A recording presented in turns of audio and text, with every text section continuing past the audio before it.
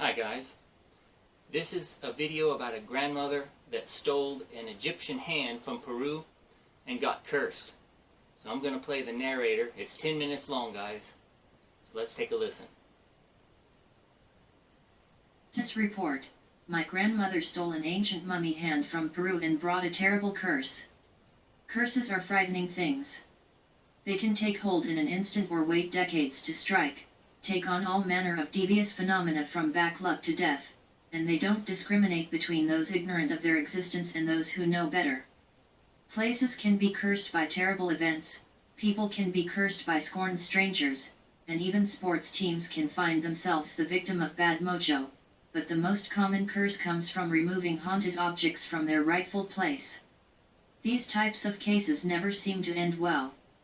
Recently, while in the middle of an online discussion about my experiences with the crone, a cursed object in the traveling museum of the paranormal and occult which requires special handling, I received a reply from an individual who mentioned that her grandmother brought back a curse from Nazca when she'd stolen a mummified hand from an ancient Peruvian burial ground. Thanks to her transgression, she and her entire family were victims of an angry poltergeist until her death. Naturally, I had to hear the whole, chilling story. Here, presented for the first time in public, is a frightening first-hand account of why you never steal from a cemetery, much less one guarded by ancient spirits. When I was a kid, my grandma lived with us. Now, we always had paranormal activity in the house, but it really intensified when I was around 8. It was only recently that I put 2 and 2 together, and I'm pretty sure that this is why the activity increased then. She'd always go on trips around the world. Back in the 70s, when I was 8, she went to the Amazon with my aunt. One day they went to an ancient burial ground. The ruins were in Peru's Chowchilla Cemetery, near Nazca. Later that night, back at the hotel, my grandma showed my aunt a souvenir that she'd gotten. Out of her purse, she pulled a fucking hand. Yeah, she'd found a skeletal hand at the burial ground and thought it would be a good idea to take it. My aunt freaked the hell out and insisted that it be returned, so the next day they talked to their tour guide, and they arranged to go back to the burial ground. But the damage was done. One thing that happened was that immediately, my grandma developed some nail fungus. It was only on her thumbnails and big toenails. The nails grew in thick and yellow-brown, and no treatments were ever successful in getting rid of it.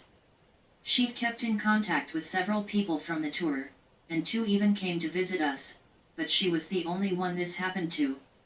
And the other thing was not just that the activity in the house increased, but it was evil.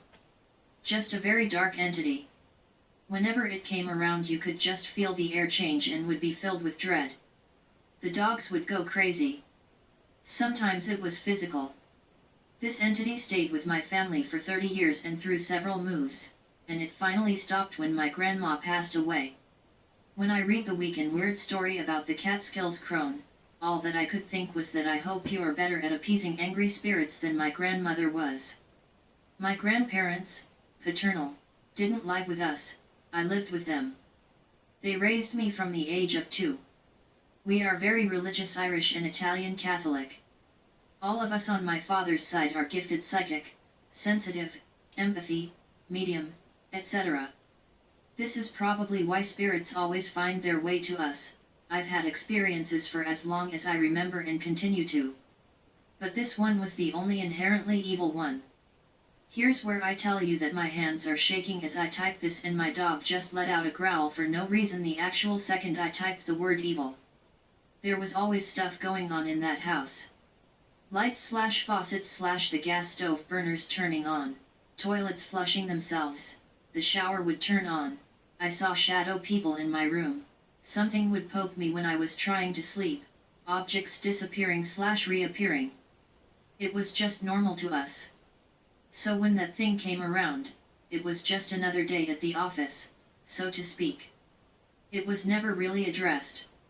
I remember the first time. I don't recall how long it was after the Amazon trip, but my grandparents went to church one night and left me home alone. I was just minding my own business, playing with the record player, and suddenly I felt this presence. The air became heavy and I felt like I was being covered in darkness and I was suddenly scared out of my mind. I looked over my shoulder but I didn't see anything. The thing that strikes me as odd now is that we had 3 dogs, including a Saint Bernard and a Shepherd, and they didn't make a sound. I just remember the 4 of us running out to the garage, where I stayed until my grandparents came home. I told them what happened and once again it was brushed off. So this went on for years. Same situation. Now another scary thing is that my grandmother would often see something running into my room. I always knew when she'd see it because she'd call out my name, kind of with a questioning inflection, but with an edge. And then something would happen, something would get knocked over or move in my room, or sit on the bed, and my dogs would go crazy. And at least a couple times I was pushed off my bed. I'd run out, screaming, but again, brushed off, everything's fine, go back to your room. Now here's what completely disturbs me, and will probably disturb you, too. The description my grandmother gave of this thing was half man, half goat. She was definitely bothered by this, but I don't think she knew what to do. It was the late 70s, early 80s and no one talked about this stuff, and we certainly couldn't talk about it with the church. A lot of times I would also wake up in the middle of the night with that feeling. And then something would be on top of me, holding me down and trying to strangle me. Now, I know all about sleep paralysis, and am conducive to reasonable explanations. I always try to debunk things first, but I really don't think this was paralysis since I felt the evil presence at the same time. Also, I think with paralysis, you can't actually see what's holding you down, and I did. I could see it. It was a skeleton, with its bony hands around my neck. It only ever happened in that house. I couldn't get out of that house fast enough, not just because of that, but because my grandmother was bipolar and I couldn't deal with her anymore, so after high school I joined the military. My grandparents moved to be closer to my aunt. One time when I was home I remember watching my grandmother from my bedroom window. She was in the backyard, watering the grass, and I saw her get pushed from behind. The thing was there in that house, too. It was in the guest bedroom. A lot of times I'd walk by and I could see the light on under the door. Of course I had to go turn the damn light off, and I was scared to fucking death. I was so afraid the door would slam shut behind me. It never did, but it was definitely in there. I forgot to mention, this happened in the first house, too. Always the back bedroom where I'd have to run in and turn out the light. My grandpa died and grandmother moved across the country to her home state, because my aunt had stopped speaking to her when grandpa died.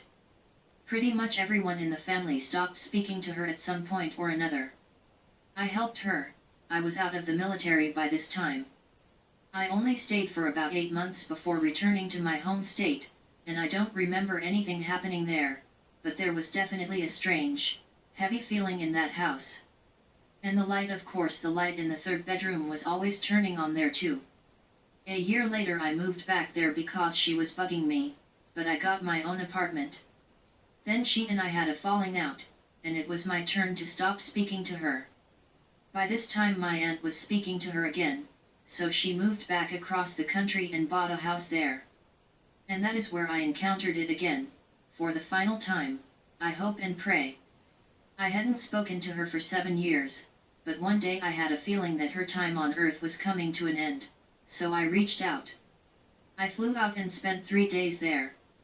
She had a really nice house in the sunny desert, but it was dark and oppressive. I've looked at houses on her street on Zillow, and they're so bright inside. Hers was not. I remember calling my boyfriend at the time and telling him I was never coming back there. I was back 7 weeks later for her funeral. A couple days before the service, I was up at her house, about an hour away from my aunt's, who I was staying with, cleaning out the house. It was very late, about 10 p.m. I was in the kitchen cleaning out the fridge, and suddenly I felt it. I looked to my right, through the living room and down the hall. The hall was completely pitch black. I couldn't see the night light. I could no longer see the street lights coming in through the windows. Just black, getting blacker, and getting closer. It was now in the entrance hall, so I couldn't go out through the front door. I left everything where it was, all the lights on, and ran into the garage. I opened the automatic door halfway, then closed it and ran out, rolling under it and onto the driveway. I refused to go back there. So that was 18 years ago, and there have been no more encounters, but I did have a dream about it about 4 years ago. It was terrifying. I happened to be alone in the house that night and I wouldn't go back to sleep. I just laid there motionless for hours, praying for daylight. Curses are no laughing matter. Even if it was poor Grandma who stole the ancient artifact, timeless spirits don't forgive easily. Even when the bones of the dead were returned to the Chowchilla cemetery, the dark entity maintained its terrifying grip on Granny, ensuring that she felt the effects of her choices until death. Fortunately, it appears her family was able to escape judgment. Moral of the story: don't take what isn't yours. There you got it, guys. So, if you like this video, leave your comments below. And if you don't like to see Rusty in them, let me know also. But I'll let you know he don't always cooperate this well. He was a very good boy today. He's like not growling and barking. Most of the time he's growling and barking at something. He thinks he hears something anyway. But don't forget to subscribe. Check out my other videos, guys. And I'll catch you on the next upload.